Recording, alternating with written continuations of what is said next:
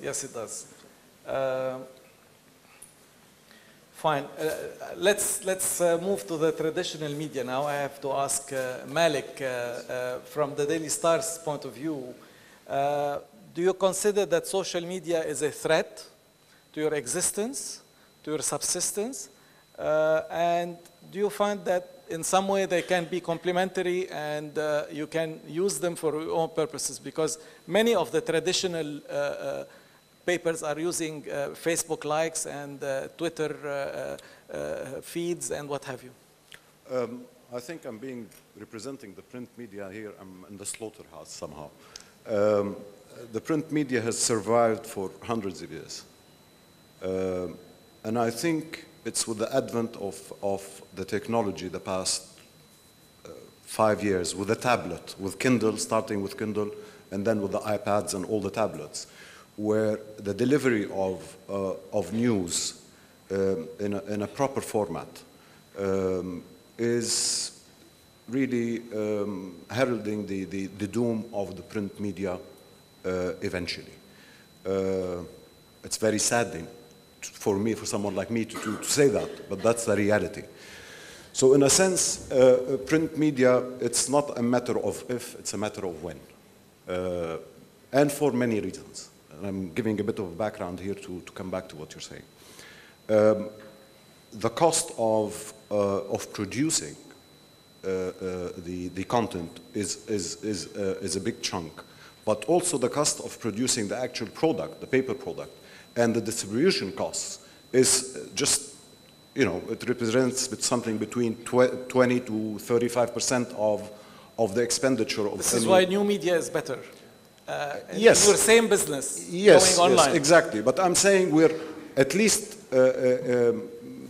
it's only new. It's only 4 or 5 years ago. In our part of the world, it's going to take a bit longer because of the penetration of tablets, penetration of reliability of connection and all that. But it is coming. Now, there is hope, though. Because what we're selling is we're selling a product like anybody else. It's a newspaper. It's a name. You use a shampoo because you like it. The company is reliable and all that. And people that are interested in reading news want reliability. And reliability comes with a name. If you have something from the Washington Post, it's something. And if you, as a news item, and if you see somebody tweets it, obviously the weight goes to the Washington Post. So the chance for established newspapers or news organizations as such is that they can, whenever that happens, like again, this is a tricky, is that they can move the resources that they actually, and the costs that they use for the print product and the distribution and all that, use that extra money to do something new in the new media world. Now, again, as we were mentioning, I mean, Google is the search engine. It's the holy grail. If you want to find something, you have to go on Google, or 90%, at least I use Google all the time. The million-dollar question is, how do you generate, you can generate visibility, you can generate, but how do you generate a lot of money out of that? Which brings me to the next question, which is, you have to change your business models because of what you are facing now, the challenges you are facing, and really, what are you going to do to change your business model in that direction? Well, you're changing more than that. You're changing your product, per se. Yeah. The problem with things like Google or Facebook and all that is, or Twitter, and here we are selling news. I mean, news costs. We have tremendous costs to gather this news, to put it in a nice format, and for it to be reliable. There's, we talk about user-generated content, copy now, which is great, but it's not reliable. It's a big battle.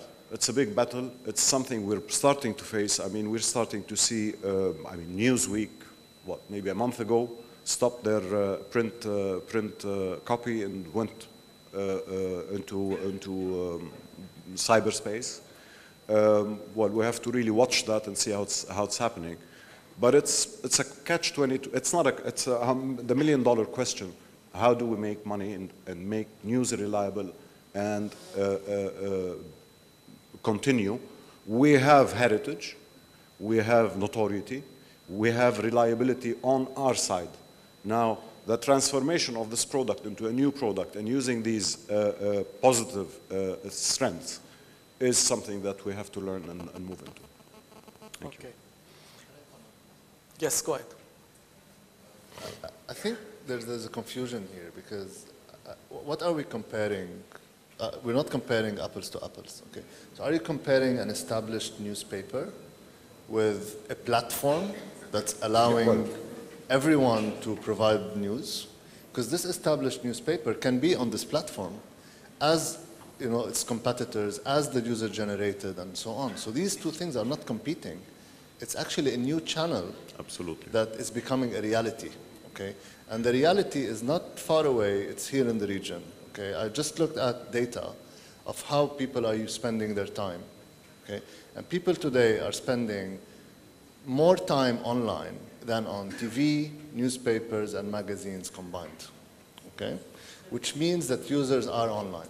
Now, it's up to, publishers, advertisers, it's up to them to decide when to jump on the bus. Content generators. The bus is moving, okay? The train has left the station, okay? So then people will jump at different times, okay? And those who jump late will have a smaller opportunity to be heard, to be known. And we've seen it, early adopters of these technologies on YouTube, on Facebook, on Twitter, are actually gaining a very large share of viewership or readership because they're the only ones there, okay? So right, but the more people will be there, so there's clearly an early mover advantage today for people to adopt this. I'm talking about the region here, okay? Elsewhere, way beyond, and everybody, if you're not online in the US, forget it. You're not alive. You have a point. Yes, channels, there are different channels of accessing information and different ways of challenging it and different ways of interacting with the information. But basically you mentioned something a little while ago about advertisers. First you said for the first 4 years you are a benevolent association, offering free services to people, but eventually you had to face the truth, you have to monetize, you have to cover your costs at least and make money. Now, the point you made about advertising is very important. In the traditional media, they have content, and content could be politics, could be news, and they have to display advertising near politics. Now, who would advertise shampoo near a political news about a political event? When in Google, that particular shampoo advertiser, whenever a guy on Google searches for shampoo or hair or whatever, you display a shampoo advertising. It's more powerful. Therefore, the shampoo advertiser will come to you and they will stop going to the traditional media. This is the dilemma. Okay, it's not competition. They don't hate you for that. You have created a new channel. Advertisers, in terms of the advertising pie, the big advertising pie, most of it now is going to Google and Facebook, and it has deserted CNN and the New York Times and Time and Le Monde and everybody else. But by the way, that's wrong. Okay, so okay. No, so the data. Why first of all, the total share of advertising, online advertising as a percentage of the total is still very small. Okay. It is now 50% in America. No, it's 20% in the US. It's 3% in the Middle East. Okay. The online advertising? Yeah. Online advertising. It's the highest level in the world is in the UK. It's 33%. But that's not the point. The point is, I think there's another point which is very important. Google search is one form of online advertising. There's many other forms. Okay. If you're reading, you manage this, right? So if you're reading An-Nahar online, you also get ads there. Okay. And these ads that you're seeing next to this news article is actually an extremely powerful technology today as well, okay? actually it's allowing you to reach audiences. So that really the major point here is that you're moving away from contextual targeting to audience targeting. Okay, and I'll clarify this because this is really important. In the past, you would say, I want to advertise in this magazine because I know that people who read this magazine are males between 25 to 45. I sell cars, I want to be in this magazine. Simple, okay? Same thing applies to TV programs and so on. This is the past, okay?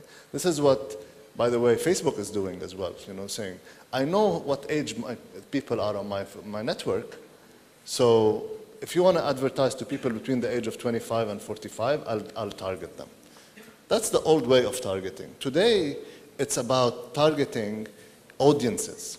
If you're a BMW car company and you know that you can target someone who's interested in cars, even if he's reading An-Nahar, or if you know that somebody has been researching and reading articles about cars for the past 2 months, even if he's reading an article about the war in Al Jazeera, fine, he's still interested in cars, okay? And you want to target this person. And the amount of money you're willing to pay for this ad is much higher than shooting in the dark, okay? And that's what, you know, real publishers are actually going to a model called real-time bidding. I don't know if you know this model. Real-time bidding is making this a real-time auction, like the finance stock exchange, of people bidding, machines actually, because people can do this, machines bidding for ad spots based on audiences watching these videos. So look, it's actually miles away from where we are, and we're still debating whether we should be online or not.